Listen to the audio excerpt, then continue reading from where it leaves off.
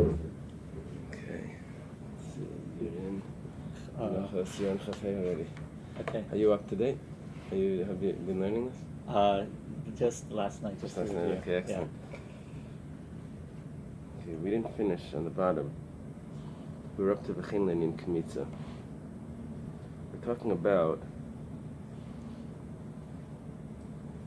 mincha is made up of one isaran, 1/10 of an ephah. So if you put into a pot an isaran, even if it's divided in half, they said that it's a possibility that they combine for tumah. If you touch one side, the other side becomes tameh because they're in the same pot. That's how that was a question that was asked. So what happens if one half of the mincha gets lost? So you separate another half of the mincha. Then you find the first half. Now you have 3 halves and they're all in the same pot. So we were discussing before that if one of them becomes tameh, so its partner will become tameh with it. Well, like this. If the one that got lost, that was then found, becomes tameh, so that and the first one will be tameh, but the new one that was separated doesn't combine with that. That wasn't part of the mincha. If the new one that was separated becomes tameh, then that in the first one that was never lost will combine, because that would be the full mincha. The one that got lost wasn't part of that combination. If you touch the first one, that combined with both. So that was a discussion. Rabbi says that they both combine with the first one. They're both tameh. And Abaye said, Abaye doesn't argue with that. Abaye says that they always combine. Everything combines. If you touch the one that got lost, anyone, they all combine. They all become tameh. Okay, so we were up to B'chein Lenyan Kmitza. The same thing would apply when it comes to doing Kmitza. We're on the line, must be about 11 lines up, 12 lines up. The line starts Biksa. Got it? B'chein Lenyan Kmitza. Same thing would apply. That if you do Kmitza on one of them, we would have the same discussion, which combination would become permitted together with it.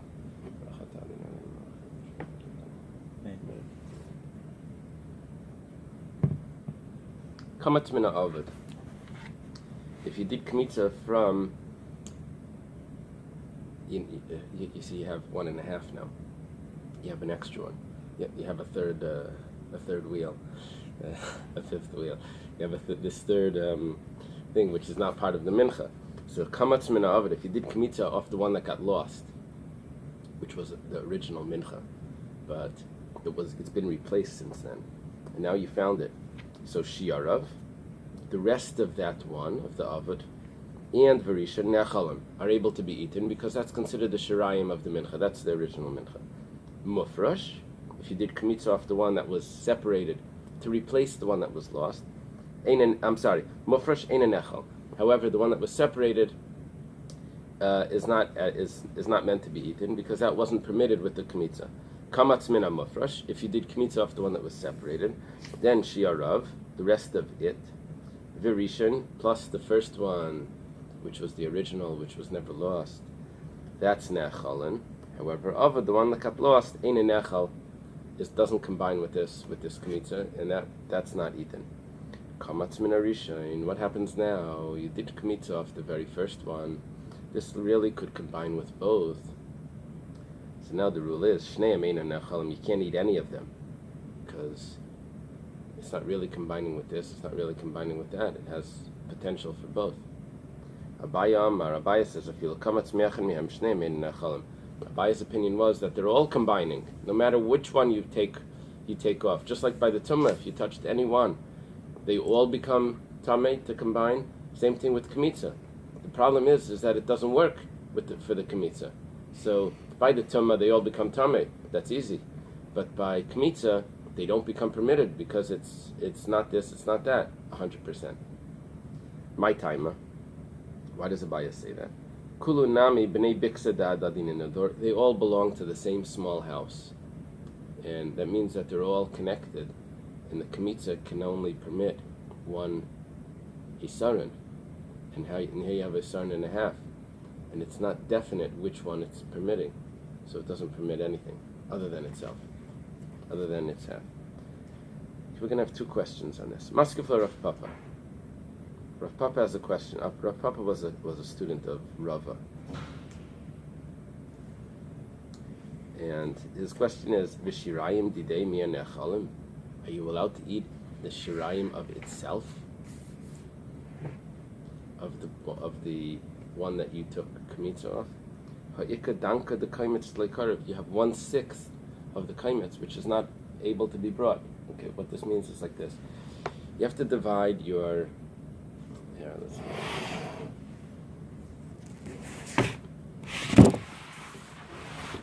You divide it into 3 parts. So you have 1, 2, and 3, right? So, when you do kmitza, good morning. When you do kmitza off this one, so it's meant to be permitting this or this. It's unclear, right? So, the problem is that if it's permitting both of them, then when my kmitza has 3 parts, all right? Let's do the 3 parts. One of them, which belongs to one of these, is not really kmitza. Okay? So 1/3 doesn't belong in this kmitza because you're trying to permit something that's not part of this mincha. And if I take that third and I split it amongst the 2 that I have left, so I have 1/6, which is not meant to be eaten. So he's asking over here that you have danka the kaimetz, the leikarv, you have 1/6 of the kaimetz. That means 1/3 of the kaimetz, but it's 1/6 per third, because you have three thirds. So you have 1/6 per third of the 2/3. That should not be brought, because it's trying to permit 1/3 of this mincha, which is not part of the mincha. That's Rav Papa's question.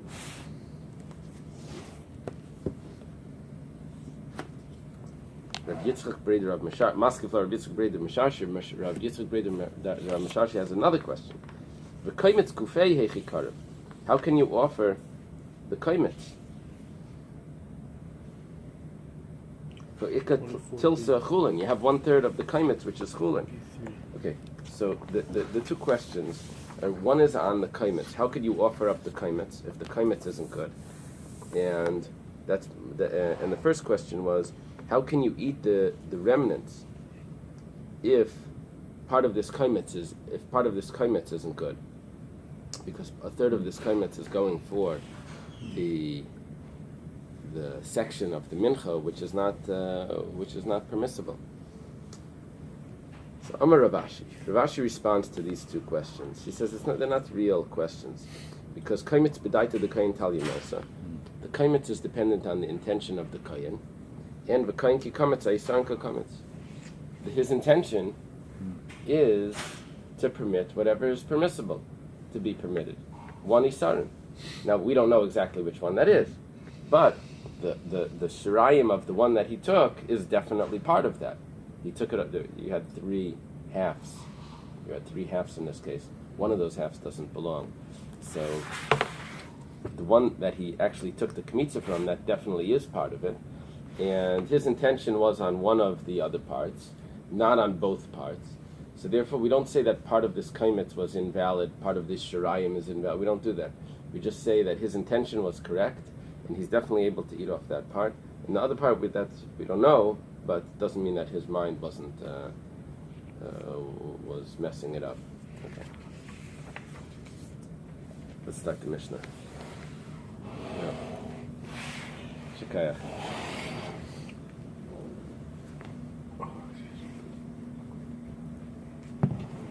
Nitma HaKaimetz. Very interesting discussion here. We've discussed this before in Zvachim. Towards the end of Zvachim, we discussed this regarding if a part of the carbon becomes tamei,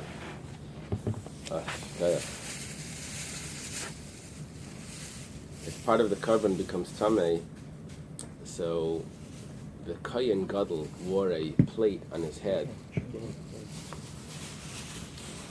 called the tzitz. And it says in the pasuk that wearing the tzitz will be an atonement for the sin of the congregation. The Gemara tells us that it's an atonement for a sin of if sacrifices became impure, that the sacrifices would still be an atonement, would still work, even though they were impure. And that was because the tzitz was an atonement. His wearing of the tzitz was an atonement for that problem. Must have been something that was hard to avoid, and that would absolve the people. So it says nitma hakaimetz vehekrivai. Let's say the kaimetz, that's the scoop that the kohen takes from the flour and the oil, became tummy, but he brought it anyway. It says hatzitz meratza. The tzitz, the plate, as the kohen gadol wears, appeases, and you're allowed to eat the remnants of the mincha. Yatza, let's say the kaimetz went out of the area, out of the azara, v'hekrivai, and he nevertheless brought it. Ein hatzitz meratza. That's much more strict over here. And why? Shatzitz meratza latame beina meratza liyotze. The tzitz atones for impurity, but it doesn't atone for leaving the appropriate area. Tanu Rabbanan. The rabbis taught. I never know if Tanu means taught or learned. Well, how does it translate it there? The rabbis taught or the rabbis learned? It's the same word. It's doesn't mean that it's a fact. But okay, the rabbis taught. We always said that if there's a Tanu Rabbanan, that means that it's a brisa from Rabbi and Rabbi. It's an important brisa. It means it was an edited brisa. It wasn't edited into the Mishnah, but it was from the collection of Rabbi and Rabbi. And they never start with a name. They start anonymous, and the names can come in later. So the tzitz thing, it has to do with the domain, like it's not effective, it's like your Wi-Fi. Yeah. It doesn't reach out of the place. Is it, I don't get No, it's not that it only covers the area of the. It only atones for certain sins. Done. Anyway. Well, no, certain sins, tuma. Right. It doesn't atone for other sins, which one of them is if it leaves the area. That's the sin, not that the tzitz doesn't have that power. Right. It's the sin that it doesn't work for, right? So the rabbis taught, this is quoting the pasuk of the tzitz, V'nasa Aaron asavena kadashim. Aaron will carry the sin of the holies. V'chiyeza avainhu noisei, which sin is he carrying? Im taimer avain pigol, if it's the sin of pigol. Pigol means that if he has thoughts that he's going to eat the sacrifice out of the allotted time by any of the services, the kohen thinks and then someone eats it, that's a sin. Harikvar nemar, it already says lo yechashiv, that it should not be considered, which means that that's something that is not atoned for. Im taimer avain noiser, if you say that it's the sin of leaving over from the sacrifice out of the allotted time, harikvar nemar lo yerotze, it says over there that it will not be an appeasement to God. It must be that it's the sin of impurity. Now we have an explanation for it as well. Why do we say that the sin of impurity is atoned for? What's the leniency there? So, well, we notice that there is another leniency by impurity, and that is if the entire congregation is impure, you're still allowed to bring communal sacrifices. So we see that there's exemptions, dispensations for impurity. So we'll say that the Kohen Gadol is atoning for that as well. Maskefla Rab Zera has a question. Maybe it's talking about the sin of leaving the temple. And by the way, I have a dispensation for that as well. Because in the times when you were allowed to bring a sacrifice outside the temple, when there was no temple, you were allowed to have a bama, it was allowed to be outside the temple. You were allowed to do that. So you see that there's dispensations for that. So therefore, maybe the Aaron's, the tzitz is atoning for that. Amalei Abaya says to Reb Zera must be older than Abaya, because Reb Zera was a friend of Rabbi, and Rabbi was a teacher of Abaya.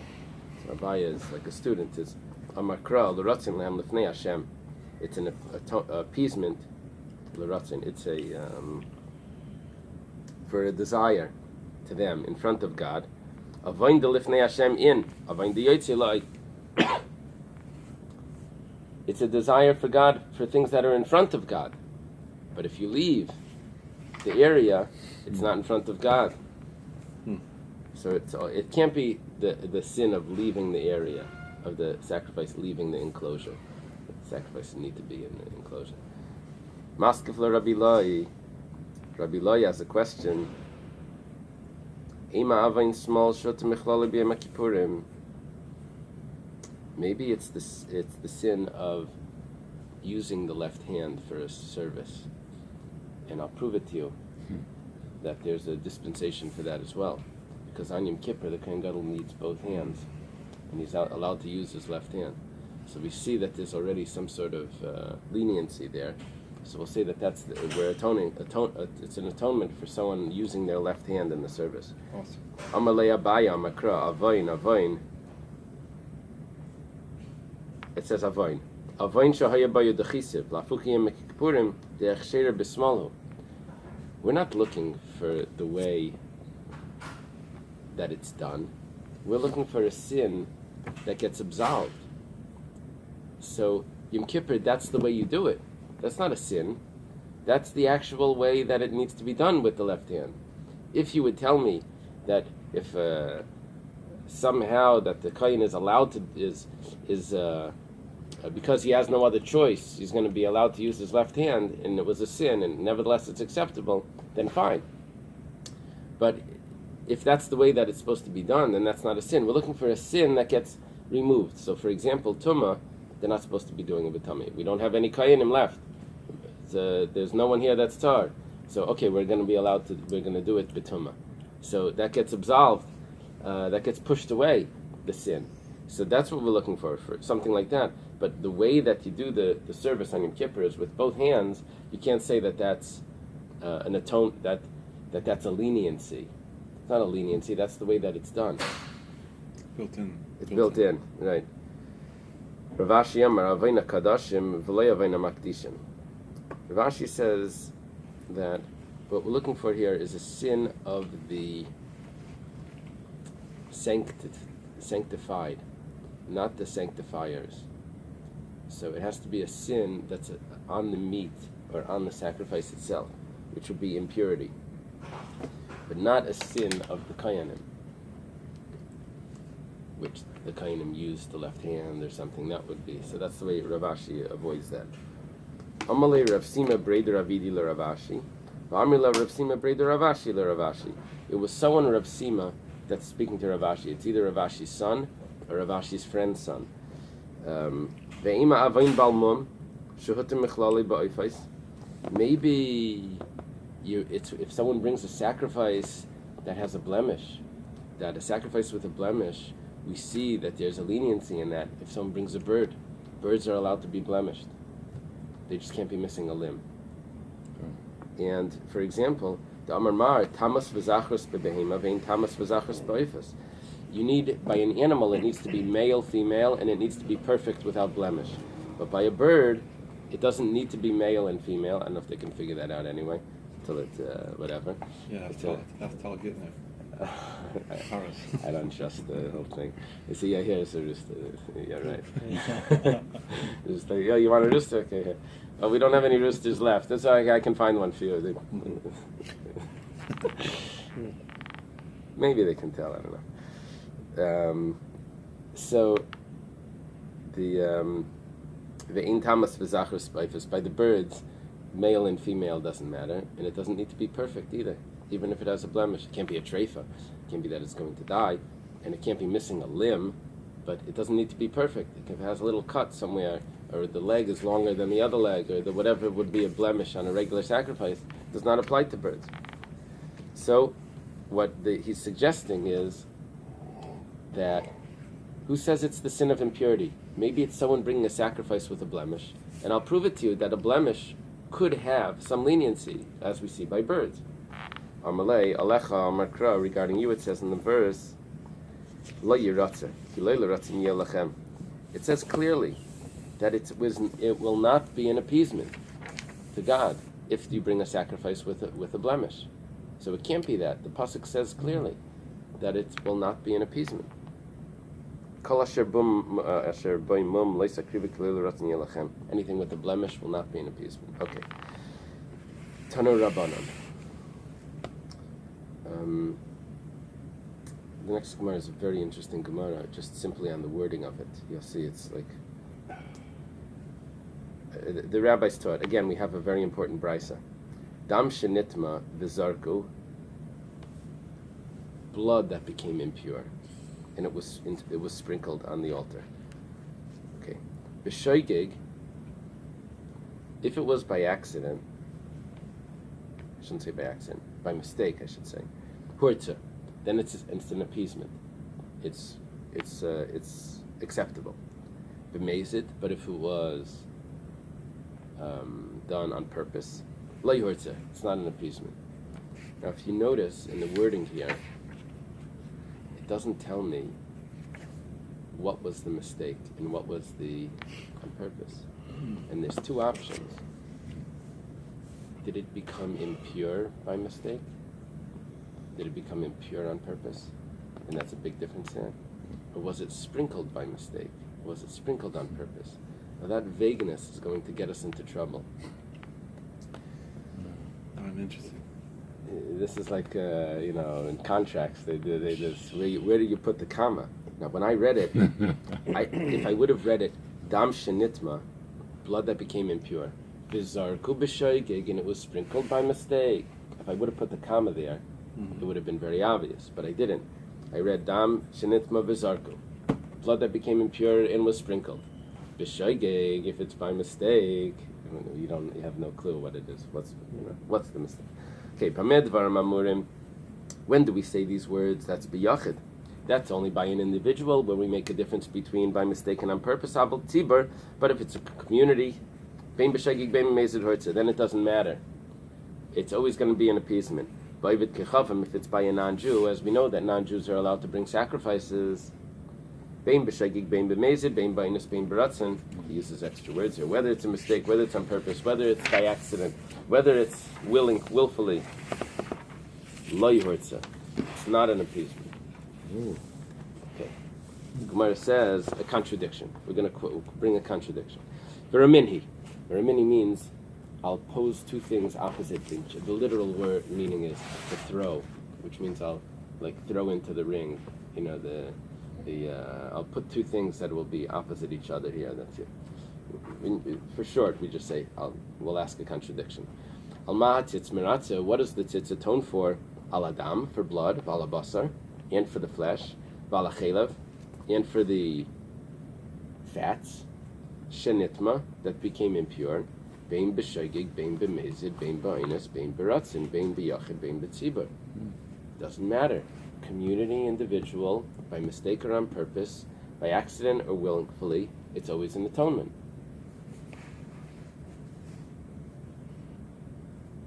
Here it says that became impure, whether it's by mistake or whether. Here it's very clear. The wording is very precise. It became impure, whether it's by mistake or on purpose, and nevertheless, it's an atonement. I don't know if you already can get to the answer already, because this is very clear. So what's our contradiction? Our contradiction is the previous Bais has said that if it's by mistake, then the sacrifice is valid, but if it's on purpose, then it's not. And here we say that if it became impure, whether it's a mistake or on purpose, even for an individual, it's still valid. So the contradiction is the on purpose, that over there, on purpose, wasn't an appeasement. Here it is an appeasement to God. Okay. Rabbi Yosef Lekasha. Rabbi Yosef is going to resolve this. He says it's not a problem. Why? Because Rabbi Yossi Harabanan. Now, for children in school, this is not an answer. It's just making it into a mess. But for us, we're saying that we have one brisa says this, one brisa says that. The way we resolve this is we say that it's a machlokes. Right? Why does that brisa say that? Well, it's a different opinion. Why does this? For the children, they're not satisfied for that, and they want another. So, well, why do they? So you got to go further. Well, anyway, we'll do that anyway. Okay, Tanya was taught in a brisa. Ein term in Menachem Yalatar. You can't take truma from impure on the pure. V'im taram b'shagig trumasi truma. B'meizid ain't trumasi truma. You're not supposed to. You see, truma is supposed to be from the same type. You take truma as gifts to a kohen. It's 1 out of 50 or 2 out of 100. Some do 1 out of 50, some do 1 out of 60, some do 1 out of 40. The average is 1 out of 50. The actual word truma is trei mimeya. Truma, the way to remember that it's 2 out of 100 is 1 out of 50. Trei means 2, mimeya. So the truma is supposed to be taken from the type itself. You're not supposed to take from the bad on the good or the good on the bad. It's supposed to be from the type. So if one part of this is tamei and one part is tar, you're not supposed to take from the tamei and give it to the kohen like that. It's supposed to be from the thing itself. So if someone did, if it was a mistake, so it's valid. However, if it was done on purpose, it's not valid. It's a knas, it's a fine that we impose on him for doing that. Rabbi Yossi says, no, we don't have a fine. It's always valid. So here we go. Well, let's say that the one that said that if it's done on purpose, it's not valid. In the brisa, we had the first brisa that said that there's a difference between by mistake and on purpose. That would be the opinion of the sages that make a fine on someone that does it on purpose. Here it's taking truma, over there it's sprinkling blood, but it's the same concept.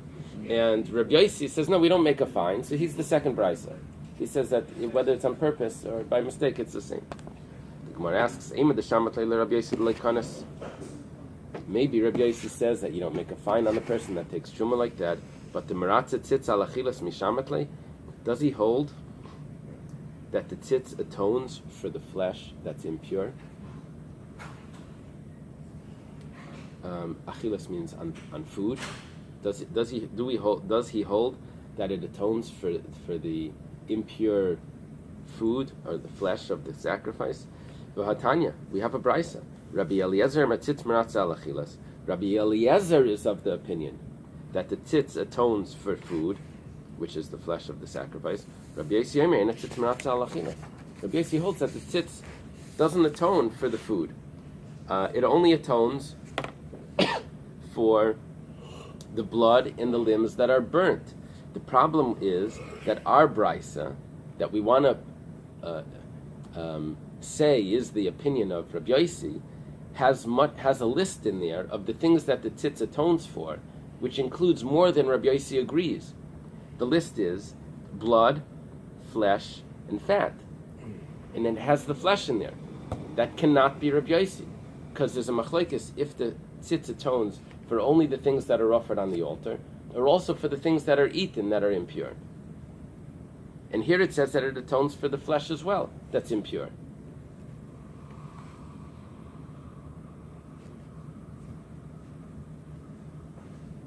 So how can we say that this is Rabbi Yossi? The Gemara says, Eipach. Just turn the brisa around, switch the names, and then it will resolve the problem.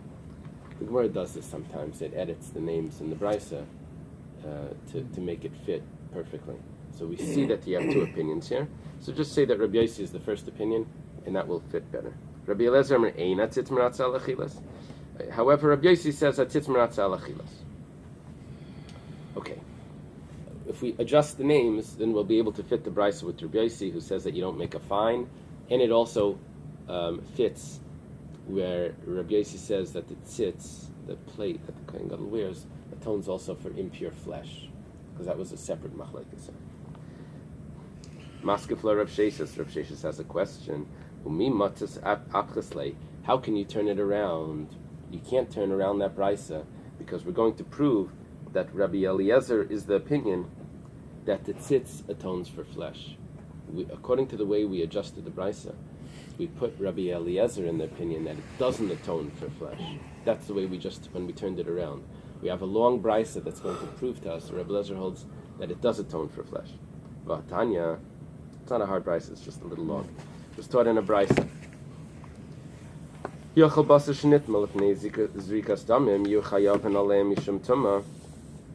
Let's say flesh that was eaten before the blood was sprinkled, and it was tamei. So you're really not supposed to eat the flesh before the blood's sprinkled. You're not allowed to. However, the problem of tumah is usually when the flesh is permitted to eat. You're not allowed to eat it. Here it wasn't permitted anyway, because the blood wasn't sprinkled yet. So I could have thought that maybe you'll be chayav because of the impurity. Talmud Loimar, the pasuk says, "Kol tar yechal basar," any one that's pure will eat the flesh. But someone that will eat from the flesh of a sacrifice that's to God, and his impurity is on him, he'll soul be cut off. It's very serious. Something that would have been permissible to everyone else that's pure, he's chayav if he eats it in impurity. But if it's not permissible to others, why? Because the blood wasn't sprinkled. He's not chayav because of impurity. That's one option. Or maybe let's say different. Maybe what it means to tell me is things that are eaten for those that are pure are chayav because of tumah. But things that are not eaten to the pure are not, you're not chayav because of tumah. It sounds exactly the same thing. What is it? What's it saying different? The Gemara goes on to explain. What now I'm excluding are things that are left overnight, that are become impure, or things that are removed from the temple courtyard, which become impure. Maybe since those are not permissible to the pure, or rather, someone that's impure eats it, I should say. Someone that is impure eats something that leaves the courtyard or is left overnight. Talmud Loimar Asher Lashem. Only things that are for God. Riba, that's including. So it's including, rather, not only those that are for God, rather. What is for God is included. And therefore, it's going to include these as well, that a person would be obligated, would be, not obligated, would be guilty if he eats these in impurity. Those two things. Yachal shani mar besapikulim. If that's the case, that you're including things that are unfit, because either they left or they were left overnight.